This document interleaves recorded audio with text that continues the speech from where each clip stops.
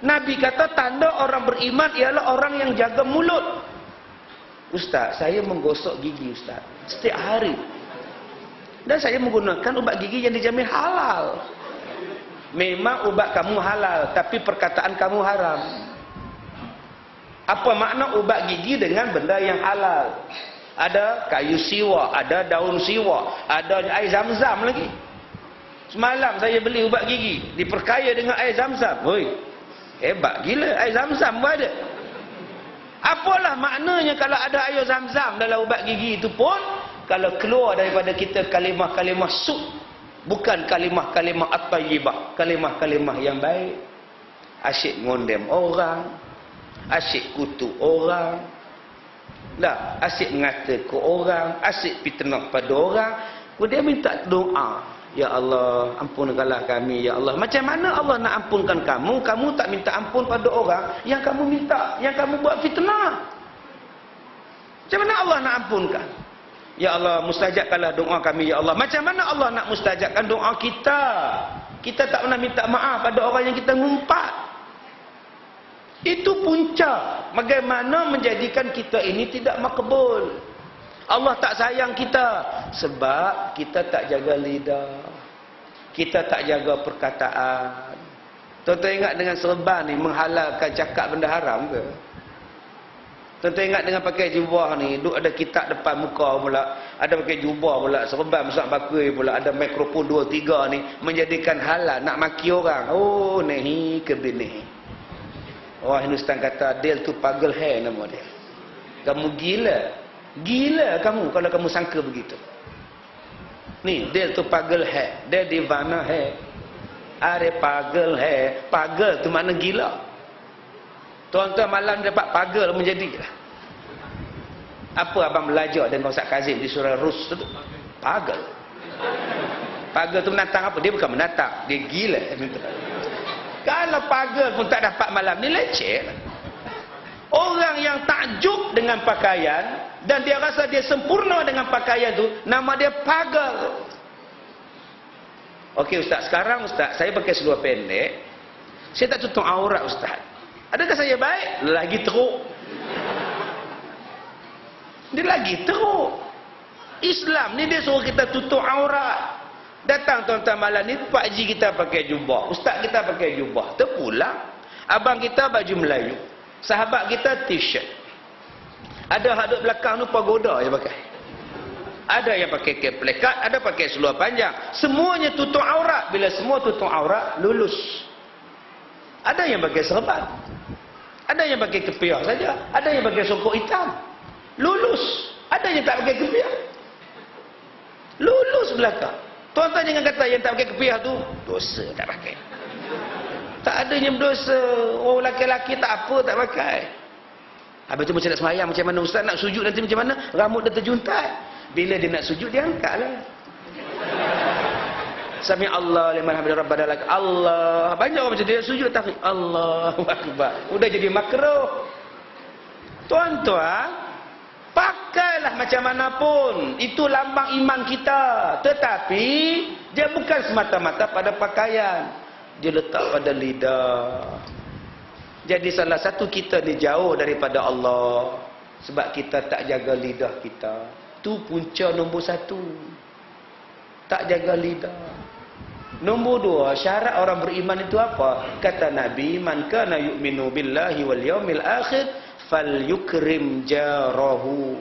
Siapa yang beriman pada Allah dan hari kiamat, hendaklah dia memuliakan jirannya. Saya memang tak beriman Ustaz. Allah, kenapa tu Haji? Jiran saya tak ada Ustaz. Ustaz tengoklah di taman saya dia. Sikit punya besar ke rumah kami Ustaz. Saya seorang je Ustaz. Nak buat macam mana? Jiran tak ada. Yang ni tak termasuk buk. Tak hormat jiran. Bergaduh, bertengkar, buang benda busuk depan rumah jiran. Ini orang tak beriman. Jiran sakit tak tengok. Jiran mati tak datang. Jiran kenuri tak tolong. Ini sifat orang tak beriman. Macam mana saya nak datang rumah dia Ustaz? Datang kan dia jemput. Yelah memang dia jemput, tapi dia belah sana. La ilaha illallah. Dia belah mana? Benderanya tak sama, Ustaz. Benderanya tak sama kan agamanya sama. Bukankah kita penyatuannya letak pada agama? Cuba tuan-tuan tengok hari ini. Macam-macam color. Saya color orange ke color koko ke apa nama ni. Ada yang baju biru, ada baju putih. Ada baju merah, ada baju hijau. Ada baju kuning. Bukankah tak sama? Tetapi kenapa kita boleh duduk di sini? Sebab kita sama agamanya.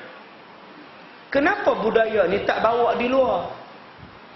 Kenapa di luar dikira pula warna pula?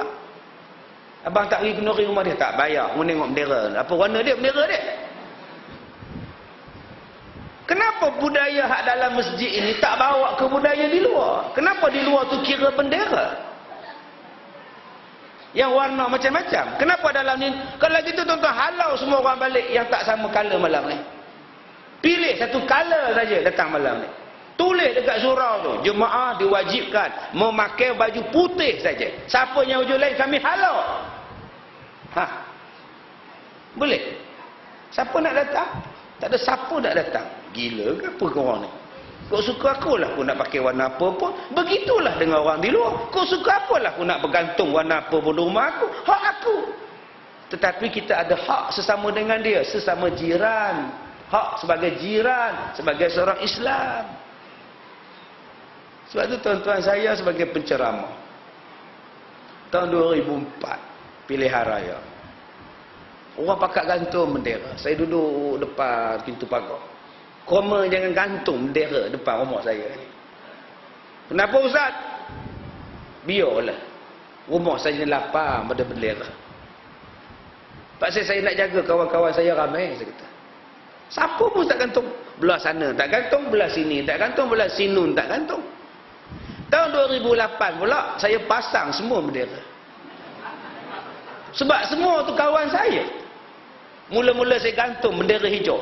Kayu pacak depan pintu pagar. Satu hari sebesar. Hijau tuan-tuan. Orang naik motor bawa bendera hijau. Ustaz, ya, takbir. Allahu Akbar. Semangat benar tuan-tuan. Besok saya gantung bendera biru pula. Orang bendera biru pula tengok. Ustaz, ya. Hidup Ustaz. Hidup. Saya kata. Lama-lama 3-4 bendera saya pasang atas pintu pagar tuan-tuan. Sebab apa? Semua tu kawan saya. Yang hijau kawan saya, yang biru kawan saya, hijau muda kawan saya, putih kawan saya, merah kawan saya. Saya tak nak gaduh. Sebab mereka itu adalah jiran saya. Ustaz belah mana Ustaz? Cuba dia tengok bendera apa. Semuanya ada. Kita adalah saudara. Atau Ustaz mengundi mana? Itu rahsia. Yang ini yang kita nak. Barulah kita dapat kesempurnaan. Bila kita tengok bendera dia belah lain, bendera kita belah lain, kita dah tak hormat pada dia. Itu bukan sifat orang beriman. Nabi kata, man kana yu'minu billahi wal yaumil akhir falyukrim daifahu. Siapa yang beriman pada Allah dan hari kiamat, dia memuliakan tetamunya. Dia memuliakan tetamu, tu sifat orang beriman. Kita hari ni bila tetamu datang marah tetamu datang. Abang, kalau abang nak bawa kawan abang balik, bagi tahu tau. Kita ni apa pun tak ada. Bagilah tahu, menyampahlah saya tengok abang ni. Tu nak jamu apa tu? Bagilah tahu. Patutnya tuan-tuan, akak-akak bila suami buat balik kawan, jumpa dekat Bukit Beruntung. Seronok, siapa tu abang? Kawan abang. Alhamdulillah, pahala lah kita abang. Jamu lah apa-apa. Biskut Mary ada lah. Mary pun Mary lah. Janji kita jamu. Ini dia marah. Tu bila nak balik tu. Dia tanya pula. Kadang-kadang tanya mak mertua datang. Mak bila nak balik? Orang tu baru sampai tuan-tuan. Udah tanya bila nak balik. Kan dia tetamu kena layan. Bangun, Assalamualaikum. Hormat dia. Peluk dia kalau dia laki-laki lah. Kita pun lelaki. Apa-apa Haji? Baik, Masya Allah. Lamanya tak jumpa Haji. Aku rindu pada kamu. Aku berindu. Itu yang Datuk di situ. Saat lagi isteri pun keluar. Mana Mak Hajinya Pak Haji? Ada. Dia di luar tu. Ada bawa buah sikit. Isteri pun sambut pula Mak Haji. Ya Allah Mak Haji. Tak payahlah bawa buah-buah. Buah 5 je no, ini pun peri kayak Cina kayak itu. Gitu. Itulah nama dia raikan. Yang keduanya meraikan tetamu tu kena layan dia bercakap. Layan dia bercakap. Jangan biar dia seorang je bercakap. Pak Mat sihat, Pak Mat? Sihat. Benar, apa pula aku nak tanya? Sunyi rumah Pak Mat ni, anak-anak ke mana? Dia orang Kuala Lumpur. Kak Ha mana? Dah meninggal dah. Kalau tuan-tuan jumpa tuan rumah macam itu, macam mana gaya tuan-tuan? Udahlah suaranya dalam, benar. Bila Kak Ha mati? Dah 2 minggu. Tak seronok. Tuan tetamu tak seronok. Orang beriman dia layan. Abang Mat sihat, Abang Mat? Sihat macam inilah orang tua. Datang hujan kan sejuk pula, datang panas kan batuk pula, orang tua maklumlah. Tapi alhamdulillah lah dapat ke masjid sembahyang, alhamdulillah lah. Barulah seronok. Masjid kita tu imam okey ke? Imam tua tu dah tak ada dah. Sekarang ganti imam baru. Imam tua ke mana? Dah pencen. Dah tak larat dah. Eloklah pun. Kadang dia baca khutbah kami tidur. Barulah seronoknya. Anak-anak Pak Mat ke mana? Sunyi sepi rumah ni. Dia pun Kuala Lumpur. Yang 3 Kuala Lumpur. Yang kecil je kat Sungai Siput. Oh, kerja juga Sungai Siput. Tak, pusat Serintil. Ini barulah seronok, menung. Mana Mak Ngah? Mana Mak Ngah? Hang tak tahu ke Mak Ngah dah mati? Innalillahi wa inna ilaihi. Tak tahu Pak Ngah. Tak tahu. Ya Allah, dia tu mati 2 minggu lepas hari Jumaat. Kira mudah lah pada dia tu. Lepas semayang Jumaat tak ada lah.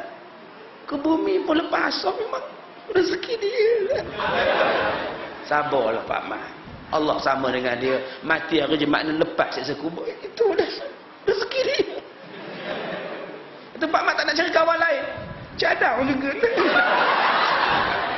Itulah nama dia raikan tetamu. Nombor 3, kena jamu makan. Ini tetamu dah sampai nak balik tak ada jamu makan. Tak apalah Kak Noh, nak balik dah Kak Noh ya, dah lama dah 3 jam dah. Ya Allah, tak ada apa kamu makan ya Allah. Tak puas datang rumah tak ada makan. Atau Kak Noh tak jamu. Takkan saya nak buka tin cari biskut. Kena jamu. Nombor 4, kena tunjukkan tempat semayang. Di mana dia nak semayang kena tunjuk. Ini sejadahnya non, kiblatnya sana ya. Itu hak tetamu, kena kabarkan. Jangan sampai dia tanya mana kiblatnya Kak Ha. Tahun lepas belah sini. Tahun baru dah tukar tak tahulah. Kena cakap. Yang kelima, hak tuan tetamu kena kabarkan mana tanda. Paip airnya di mana? Tanda ni cangkung ke duduk. Setengah rumah tandanya duduk. Orang kampung kadang-kadang tak biasa tanda duduk, dia geli. Sebelum aku duduk sampai duduk. Geli aku. Lama-lama dia mencangkung atas tanda duduk. Udah terjerulis kaki ke dalam. Bomba datang petang tu tuan-tuan. Satu van datangnya mecahkan tanda tu. Tak menyusahkan orang. Sebab tu kena kabarkan macam mana caranya. Itu hak tuan rumah kepada tetamu. Itu syarat beriman. Jadi kalau iman 3 benda ni yang paling senang kita tak boleh buat, tuan-tuan jangan marah pada Allah kalau doa tuan-tuan tidak dimustajabkan. Mulut kotor, fitnah orang, maki orang, hamun orang, tiba-tiba gatal nak minta doa pada Allah. Siapa nak bagi? Dengan jiran pun dah beberapa bulan tak bertegur siapa, tiba-tiba nak doa, nak minta. Siapa nak makbulkan? Tetamu pun dihalau balik tak dilayannya, siapa yang nak dapatkan doanya untuk dia? Sebab itu tuan-tuan, nak dapatkan kita ni rasa rapat dengan Tuhan. Bagaimana kita nak rasa kita ni rapat dengan Tuhan? Ada 3 cara.